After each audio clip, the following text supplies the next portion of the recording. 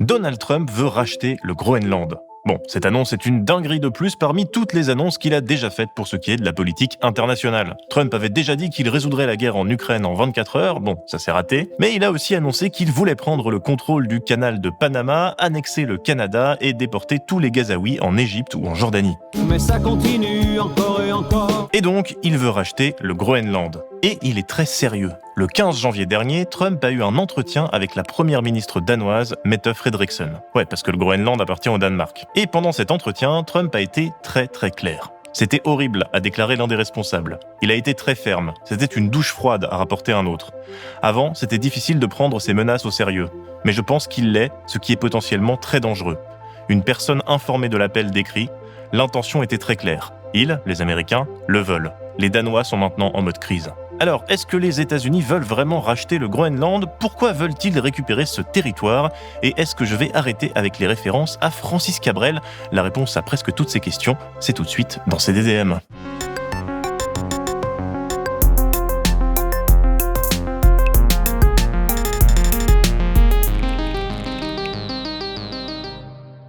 Bon, déjà le Groenland, c'est quoi ? C'est la plus grande île du monde, recouverte à 85% de glace. Et sur ce territoire, grand comme 4 fois la France, on ne compte que 56 865 habitants, soit à peu de choses près la population d'une ville comme Narbonne. Moi, je viens de Narbonne, ici le nord, c'est Carcassonne. La capitale, Nuuk, habite plus d'un tiers de la population et l'île est peuplée principalement d'Inuits qui parlent une langue locale, le groenlandais. Le Groenland est diplomatiquement proche de l'Europe, avec une histoire millénaire de colonisation norvégienne puis danoise, un pays dont il dépend donc encore aujourd'hui. Alors, depuis plusieurs années, le Groenland a avancé vers une forme d'autonomie de plus en plus importante vis-à-vis de Copenhague. La plus grande île du monde, située dans l'Atlantique Nord, est devenue une province du pays scandinave en 1953, avant d'obtenir la création d'un parlement local en 1979. Et en 2008, après un référendum, le Danemark transfère de nombreuses compétences au Groenland, mais le territoire délègue toujours aux Danois sa politique de défense et de relations internationales. Et il faut aussi noter que le Groenland ne fait pas partie de l'Union européenne. Ils s'en sont retirés en 1985 suite à un référendum. Outre son appartenance au Danemark, le territoire conserve toutefois des liens importants avec l'Union européenne. Le Groenland figure ainsi parmi les 13 pays et territoires d'outre-mer, PTOM, un ensemble de dépendances et de territoires ultramarins qui entretiennent des liens constitutionnels avec un État membre de l'Union européenne sans faire partie intégrante de l'UE. Mais l'envie d'indépendance des Groenlandais est toujours vive, comme l'illustre le discours du 1er janvier du Premier ministre groenlandais. Issu du parti socialiste pro-indépendance inuit Ataqatigiit, Muttebe Egede a estimé que, comme d'autres pays dans le monde, nous devons retirer les obstacles à la coopération que nous pouvons décrire comme les chaînes de l'ère coloniale et passer à autre chose. Dans la suite du statut de 2009, le Groenland peut déclarer son indépendance à tout moment.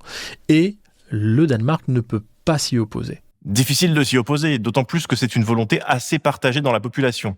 Comme l'écrivait Philippe Descamps dans Le Monde diplomatique en 2023, le dernier sondage montre que plus de 2/3 des Groenlandais aspirent à l'indépendance, soit une proportion en hausse. Les deux partis sortis vainqueurs des élections au Parlement local d'avril 2021, Inuit Ataqatigiit, socialiste et écologiste, et le Siumut, social-démocrate, soutiennent de longue date une telle perspective. Mais alors, ils veulent être indépendants. Mais est-ce que ça veut dire qu'ils sont prêts à être rachetés par les États-Unis ? Eh bien, pour Mika Blujon-Méred, spécialiste des mondes polaires, invité de l'excellent podcast Le Collimateur, c'est un peu plus compliqué que ça. La voix américaine intéresse énormément la jeunesse groenlandaise, puisque grâce à Internet ou à cause d'Internet, la jeunesse groenlandaise a été de plus en plus acculturée et de fait a un intérêt pour la culture américaine et aimerait, pour beaucoup, vivre à l'américaine, en tout cas bénéficier des mêmes largesses de consommation, dirons-nous, que les Américains. Mais il explique aussi que les habitants du Groenland sont très attachés à leur modèle social. Les Groenlandais disent systématiquement, sondage après sondage depuis près de 15 ans, il y a un facteur qui fait qu'on ne voudrait pas de l'indépendance, c'est si devenir indépendant avait un impact négatif sur le niveau de welfare, donc c'est-à-dire sur le niveau de services sociaux, en particulier sur le volet santé, éducation, logement, etc. Et autant vous dire que ça peut être un repoussoir, parce que les États-Unis sont pas connus pour être le pays de la sécu. What the fuck is a carte vitale ?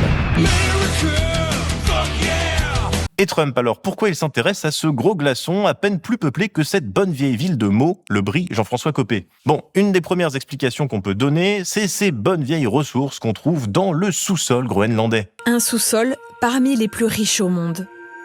Uranium, terres rares, or, le Groenland pourrait devenir un Eldorado pour les compagnies minières. Depuis 2010, l'autonomie élargie permet au Groenland de gérer seul ses ressources.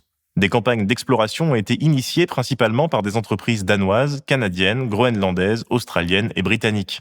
Et des mesures incitatives telles que des réductions fiscales et la simplification des licences ont été instaurées pour attirer les investisseurs étrangers. Et parmi ces ressources, les terres rares occupent une place toute particulière. Indispensables dans la fabrication des smartphones ou encore des voitures électriques, les réserves mondiales de terres rares sont principalement en Chine, qui est le grand rival commercial des États-Unis. Les prétentions américaines visent également à contrecarrer la suprématie chinoise sur le marché des terres rares et à éviter que le Groenland ne tombe dans la zone de contrôle russe ou chinoise. L'autre explication de cette volonté d'achat du Groenland, elle est géopolitique, militaire. Comme l'écrit Jean-Sylvestre Montgrenier dans le Figaro Vox, et oui, je cite du lourd aujourd'hui, outre les ressources du Groenland, il faut conserver à l'esprit son importance géostratégique, tant pour le contrôle des nouvelles routes maritimes polaires que pour surveiller le passage des sous-marins russes dans l'Atlantique Nord. Avec la fonte des glaces, en lien avec le réchauffement climatique, de nouvelles routes pourraient s'ouvrir en Arctique, créant un point de passage au nord de la Russie, du Canada et de la Scandinavie. Ces routes sont un véritable enjeu commercial et stratégique, oui, mais les États-Unis ont déjà une base militaire au Groenland. On peut la voir sur Google Maps, elle est juste ici. Pour Mika Blujon-Mered, les États-Unis ont déjà la possibilité d'exploiter les ressources sur place. Et ils ont déjà la possibilité de renforcer leur présence militaire au Groenland. S'ils veulent de la présence militaire renforcée, les Danois et les Groenlandais leur donneront bien volontiers. Parce qu'on peut préciser au demeurant que s'il y a bien des atlantistes parmi les atlantistes au sein de l'OTAN, c'est les Danois. Ils sont allés dans toutes les guerres de la Global War on Terror américaine, ils y ont perdu des gens. Il n'y a pas un allié plus fidèle aux États-Unis. Mais quel est l'intérêt alors, à part celui de faire flipper les Danois ? Copenhague vient d'annoncer une enveloppe de 2 milliards d'euros pour renforcer sa sécurité dans l'Arctique. En clair, financer 3 nouveaux navires comme celui-ci, des drones à longue portée et améliorer son système satellitaire. C'est peut-être un autre exemple de la méthode Trump. Proférer des menaces pour ensuite négocier. If Denmark wants to get to a conclusion, but nobody knows if they even have any right, title or interest, the people are going to probably vote for independence or to come into the United States. But if they did do that, then I would tariff Denmark at a very high level. C'est son truc favori de menacer les autres pays de leur mettre des droits de douane élevés.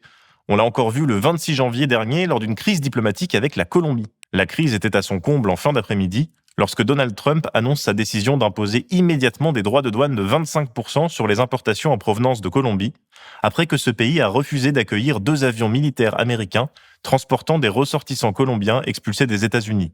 Mais vers 22h10, le président des États-Unis suspend ces menaces dans un communiqué retweeté par son homologue colombien, Gustavo Petro, et qui explique que la Colombie a accepté toutes ces conditions. Donc Trump pourrait simplement vouloir arracher des concessions aux Danois.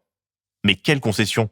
Parce que pour le moment, on n'en sait rien. Pour Friis Anne Petersen, ancien ambassadeur du Danemark aux États-Unis, c'est peut-être simplement une volonté de politique impérialiste. Ces déclarations montrent une renaissance de la politique historique américaine appelée continentalisme, selon laquelle les États-Unis visaient à ce que leur hémisphère soit libre de toute influence ennemie et prétendaient étendre leur territoire et leur domination. Ça expliquerait les déclarations de Trump sur l'annexion du Canada, et ça s'inscrit dans une perspective historique, puisque les États-Unis ont déjà essayé à plusieurs reprises de mettre la main sur le Groenland. La fascination des États-Unis pour la plus grande île non continentale de notre planète remonte à la fin du 19e siècle, lorsque le secrétaire d'État William Seward, qui venait d'acheter l'Alaska à la Russie pour 7,2 milliards de dollars en 1867, commença à envisager le Groenland et l'Islande comme des territoires américains potentiels. Et depuis, ça s'est jamais vraiment arrêté. En 1946, le démocrate Harry Truman avait proposé 100 millions de dollars en or au Danemark en échange de l'île. Et Trump lui-même avait déjà fait une proposition en 2019. Alors peut-être que la réponse est ailleurs. Le 7 janvier dernier, le même jour où Trump menaçait le Danemark d'augmenter les tarifs douaniers, son fils était en visite à Nuuk.